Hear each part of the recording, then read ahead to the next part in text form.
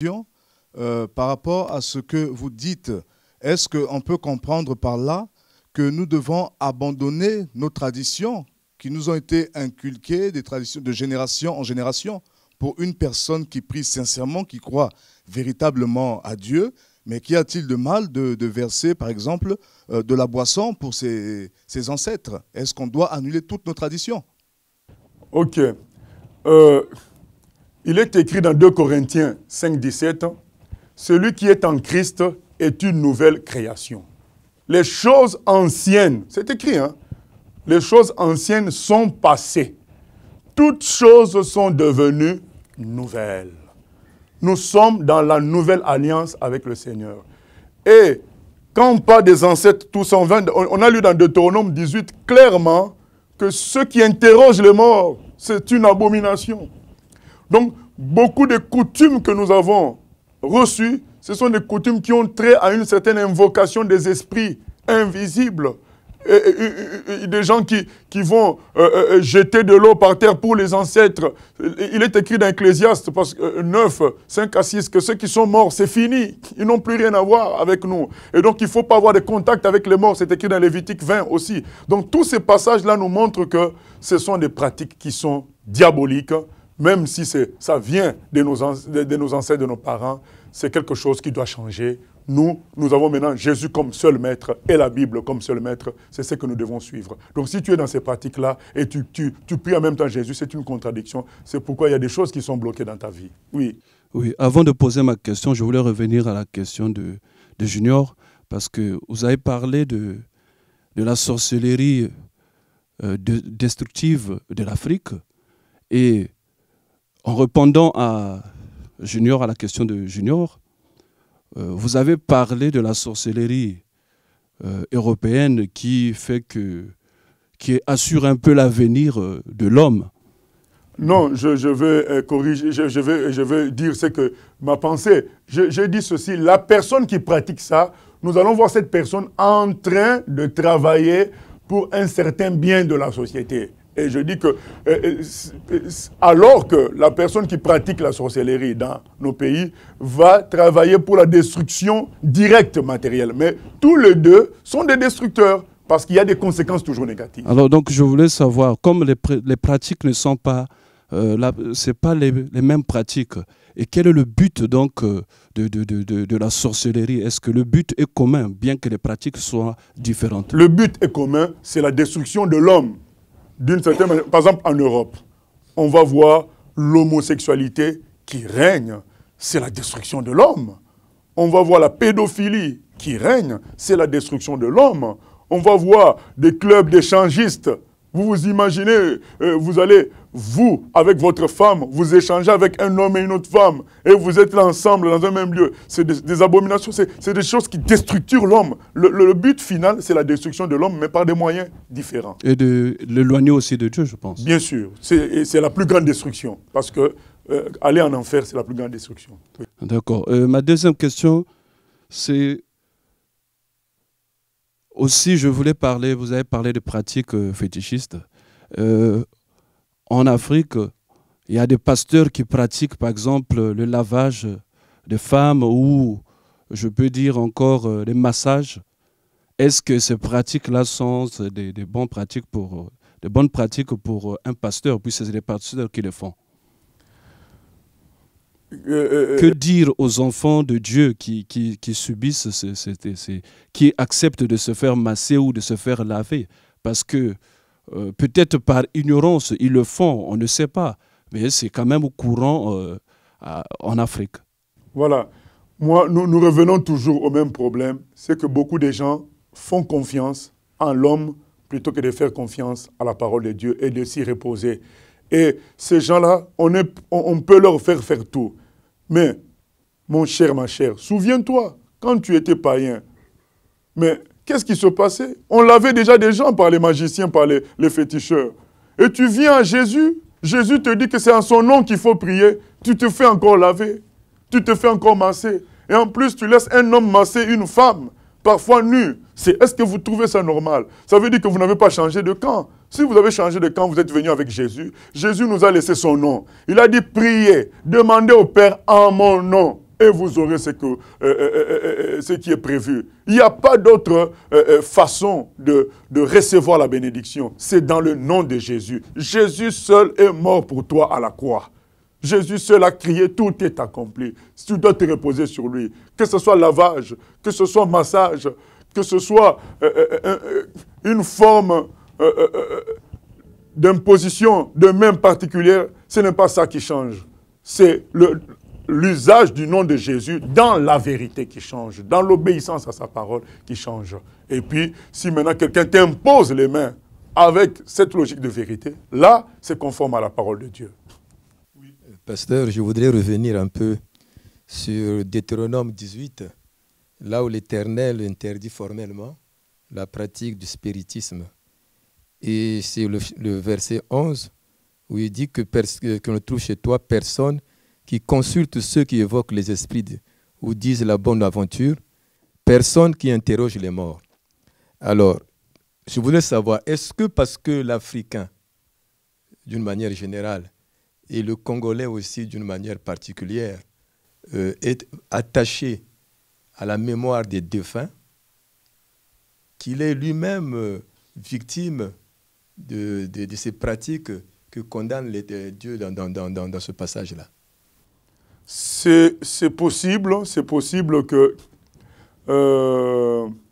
cet attachement-là à la mémoire des gens qui sont morts, mais c'est un attachement qu'on retrouve partout, ce n'est pas que au Congo, cet attachement-là, anormal pour un chrétien, parce qu'un chrétien doit avoir la pensée céleste, mais ça peut conduire à une certaine mise en importance des gens qui sont morts et qui va te conduire à les prier, à chercher à avoir un contact d'une manière ou d'une autre, à mettre une photo au salon ou dans ta chambre à coucher de quelqu'un qui est déjà mort. C'est une élévation d'une idole, ce n'est pas une bonne chose. Donc ce n'est pas quelque chose, on a bien vu que le Seigneur, même dans Lévitique 20, parce qu'on ne peut pas lire tous les passages, l'émission a pour but de susciter la réflexion et chacun va les méditer avec Dieu, chez lui en utilisant la parole de Dieu.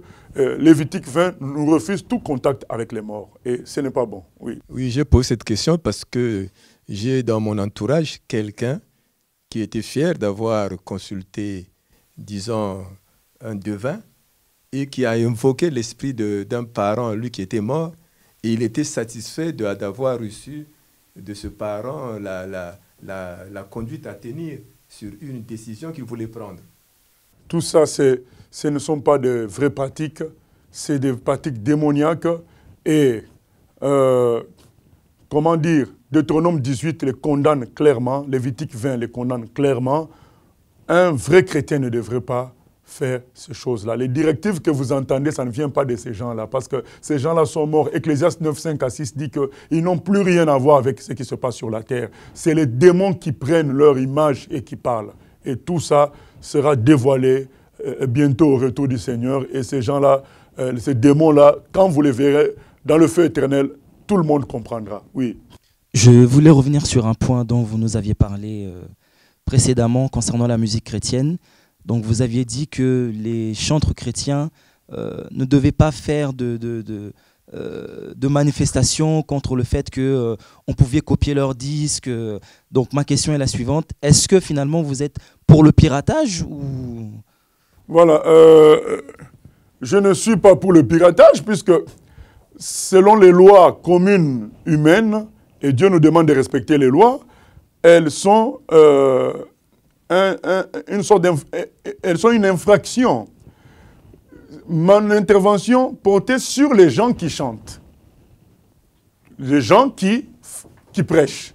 Vous sortez des CD, vous sortez des DVD. Déjà que vous les vendez, c'est un problème. Bon, je passe là-dessus, c'est un long débat. Maintenant, non seulement que vous vendez, vous dites que celui qui copie est en train de faire du piratage. Alors que le but de Dieu, quand il vous a inspiré, c'était atteindre le plus grand nombre de gens. Vous avez un problème là. Vous refusez que le but de Dieu s'accomplisse par vous. Maintenant, à ceux qui cherchent à écouter de tels musiciens, qui ne veulent pas qu'on pirate leur musique, qu'on copie leur musique, moi je dis, vous devez acheter parce que vous voulez les écouter, considérez-les comme des gens du monde qui ont produit quelque chose, qui le vendent. Et vous ne devez pas copier. Ne considérez plus ça comme quelque chose, un cadeau de Dieu. Considérez ça comme vous-même, vous voulez vous instruire et vous allez acheter comme vous achèterez quelque chose qui vient du monde. Et mon conseil, c'est beaucoup plus par rapport aux gens qui vendent et aux gens qui chantent, qui prêchent. Quand vous produisez des choses, bien aimées, quand les gens multiplient, soyez heureux que la parole de Dieu se répande. Et malheureusement, vous avez une attitude qui fait que finalement les gens vous considèrent aussi comme des chantres du monde et des prédicateurs du monde. Et finalement, la parole que vous prêchez, ils ne les pratiquent même plus. Ils se contentent de vous écouter comme des bons poètes, mais ils ne pratiquent plus. C'est comme s'ils écoutaient la musique du monde. C'est juste que votre voix qu'ils apprécient, votre musique et votre façon d'agencer les phrases, mais ce n'est plus réellement la parole de Dieu qui fait son effet dans leur vie. Donc, c'était ça mon intervention. Donc on va s'arrêter là pour aujourd'hui. Nous sommes pris par le temps. Mais une toute dernière question, oui. Oui, merci beaucoup, pasteur. Il y a des pasteurs sorciers aussi, parce que moi je crois que si le Congo est détruit, à cause de vous, les pasteurs. Parce qu'il y a des pasteurs, les sorciers qui prient pour les gens tombent. Soi-disant, vous aussi les vrais pasteurs, vous priez aussi pour les gens tombent. Comment savoir, comment connaître un faux pasteur? Parce que vous avez dit la sorcellerie, tout ça, mais comment savoir, comment connaître, comment marcher pour être sauvé en dernier jour? Dans Matthieu 7, Jésus nous a donné la clé. Dans Deutéronome 13 aussi. Il nous a dit quelqu'un, dans Matthieu 7, dans Deutéronome 13 plutôt, quelqu'un qui se prétend homme de Dieu, qui fait des merveilles, qui après, il te dit, allons adorer des faux dieux, comprend qu'il n'est pas de Dieu. C'est Dieu qui a permis juste qu'il fasse quelque chose qui marche pour vérifier si toi tu l'aimes vraiment.